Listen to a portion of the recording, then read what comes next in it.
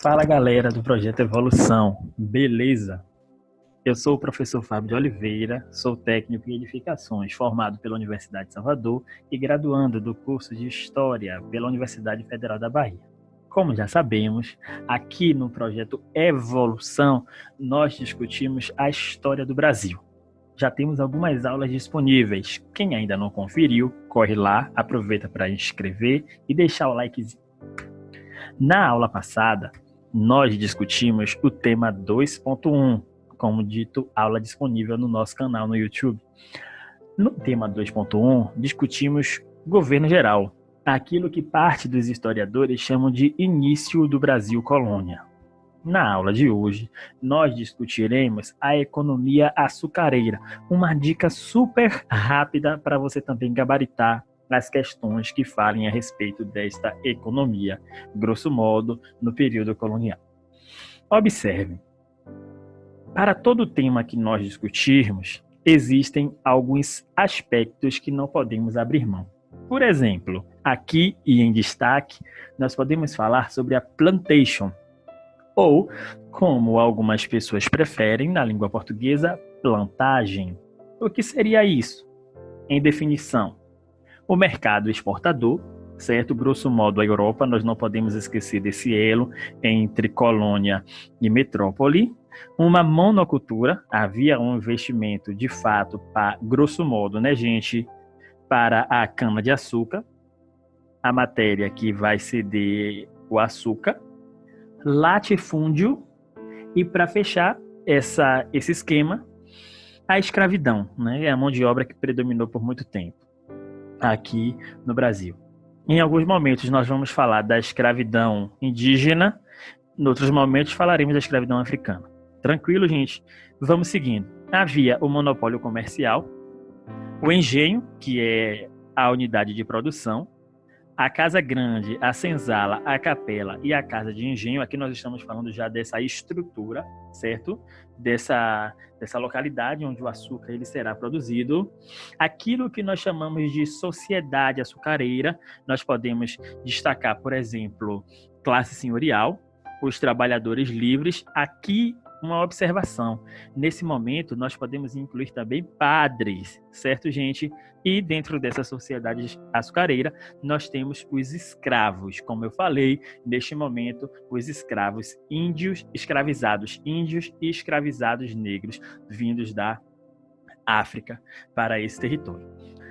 O principal produto da economia do Brasil ao longo desse período colonial vai ser justamente essa cana-de-açúcar. Em outros momentos, em outras dicas, aulas, nós trabalharemos também no que diz respeito à economia, o ouro, certo? Essa exploração aurífera. E lá no século XIX, nós discutiremos a influência do café. Olha só, uma das bebidas mais valorizadas aqui do nosso país, certo? Pronto. Uma outra observação que não podemos abrir mão nesse resumo introdutório da nossa aula é justamente a participação holandesa nos investimentos. Daqui a pouco nós vamos ver algumas polêmicas que envolvem Brasil, Holanda, Portugal e Espanha. Tranquilo, gente? Então, é só seguir para daqui a pouco nós corrermos para o abraço. Que abraço é esse, prof? Daqui a pouco eu conto para vocês. Bom, quando nós estamos falando do açúcar, é importante analisarmos o que seria essa monocultura, predominando o modelo de latifúndios. Observem grandes extensões de terras, onde um único material vai ser cultivado. Então, observe, este açúcar era um dos produtos que a Europa mais requisitava, principalmente no início do período que nós chamamos de modernidade. Já percebemos que o periodizar na história não é uma coisa fácil e entra em diversas polêmicas. Quando inicia a modernidade? Quando acaba? Será de fato que há rupturas? Será que há também continuidades? Então, é uma série de discussões que envolvem esse campo da historiografia. Mas observem, a cana foi a cultura, certo? Aqui no campo agrícola, selecionada para investimentos aqui no Brasil. Eles viram o clima, viram o tipo de solo, né? Algumas pessoas falam que em outros territórios que eles já haviam passado anteriormente, perceberam a semelhança com o Brasil, lá tinha dado certo, enfim, uma série de teorias, mas que trazem para essa monocultura, certo? Muito bem. Esse comércio, ele foi rapidamente internacionalizado, claro, porque não era feito do plantio ao comércio do açúcar refinado aqui no Brasil. Mas daqui a pouco a gente vai discutir um pouco disso, certo? O açúcar, ele passou a ser plantado aqui no Nordeste do Brasil, certo? E enviado pelos portugueses para a Holanda, pela companhia que nós chamamos de Companhia das Índias Ocidentais. Para quê? De acordo com alguns sites que nós temos hoje e algumas pesquisas, para serem refinados. Tranquilo, gente? Muito bem. Para que desse certo aquilo que nós chamamos de cultura ou agricultura, dentro desse esquema de plantation, foi importante que ocorresse essa monocultura, porque ele foi predominante absolutamente aqui no contexto colonial do Brasil. Tranquilo? Até para que os gastos com essa indústria, caso existissem diversas culturas, certo? Para que os gastos não se tornassem prejuízos no lugar do lucro, que era aquilo que Portugal mais buscava. Um dos aspectos que nós já discutimos em aulas anteriores e que nós podemos falar agora, né, está entre a autoridade que os capitães donatários eles tinham em ceder sesmarias. E era justamente nesse momento que esses indivíduos tornavam a região uma região produtiva. Compreenderam, gente?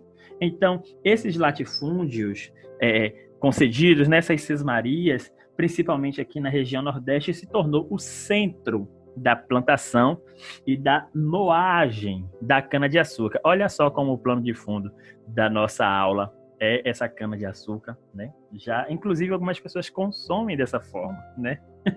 Em cada um desses centros, gente, havia o sistema principal para moer a cana, o local de trabalho, aquele local que nós chamamos de quê? De engenho. O responsável pela administração, ou, grosso modo, o proprietário, o senhor desse local, era justamente chamado de senhor de engenho. Normalmente, ele era um aristocrata do campo. E mantinha em sua figura um sistema rígido. Nós não podemos esquecer aqui que nós estamos falando de escravidão, então nós percebemos, a partir dos estudos de escravidão, como os senhores comportavam-se e tratavam os escravizados, as suas famílias, os seus amigos, etc. Tranquilo? Então vamos seguindo, gente. Observem, a mão de obra era escravizada. Como nós falamos no início da aula, nós tínhamos escravidão indígena e também tínhamos a escravidão africana. O funcionamento, grosso modo, dessa economia, dessa mão de obra, estava fundamentada nessa exploração daqueles que ou eram nativos ou daqueles que vieram arrancados de África. Grosso modo, gente, a escravidão africana é o que predominou nesse momento que nós chamamos de período colonial. Tranquilo? A rentabilidade do tráfico internacional de escravos foi um dos fatores que mais pesaram para essa realidade. Os traficantes portugueses, eles compravam os escravos lá nos reinos africanos e traziam para cá. Prof, com isso a gente vai defender que a escravidão que ocorre no Brasil, ela é justificada pela escravidão que ocorria em África ou, quem sabe, pela escravidão antiga? Claro que não.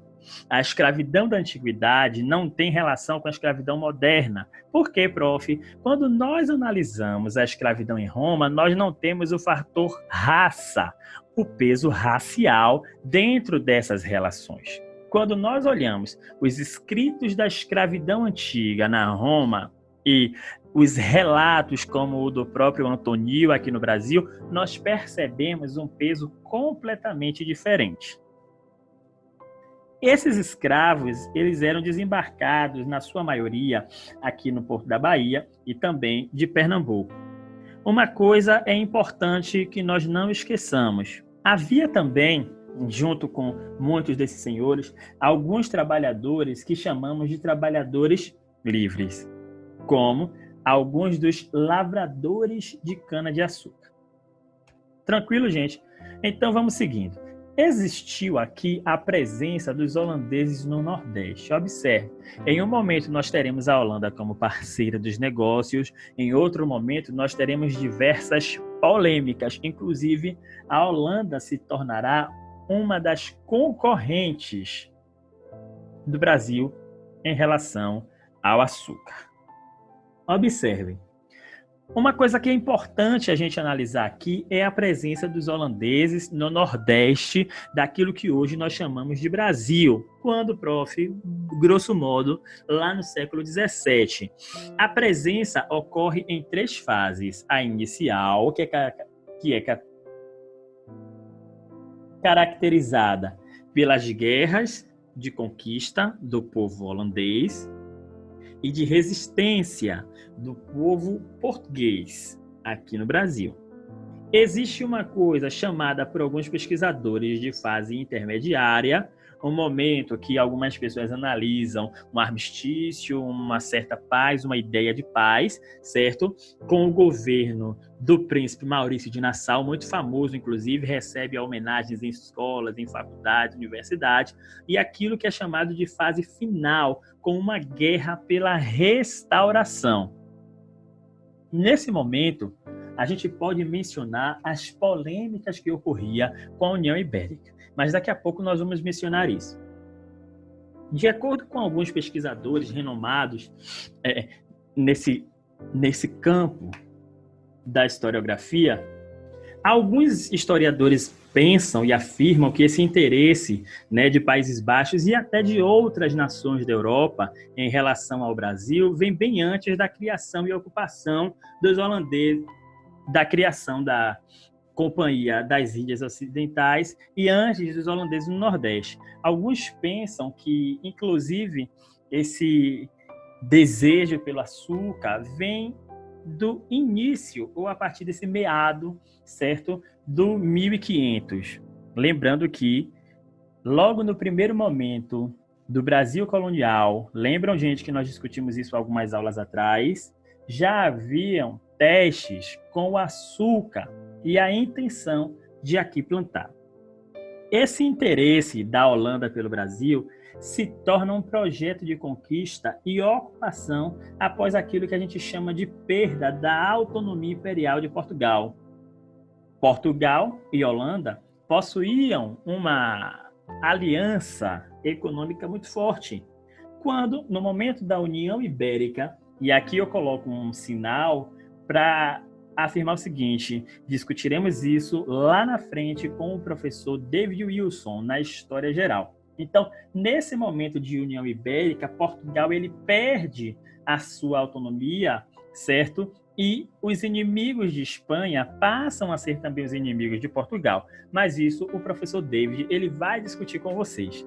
Para encerrarmos a aula de hoje, ou para caminharmos para o final, nós temos aqui um desafio da UFRJ, uma questão que diz o seguinte: para garantir a posse da terra, Portugal decidiu colonizar o Brasil, mas, para isso, seria preciso desenvolver uma atividade econômica lucrativa.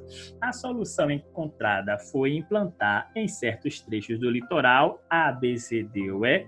Muito bem, gente, é só marcar a questão A e correr para o abraço. Que abraço, prof? O abraço da aprovação.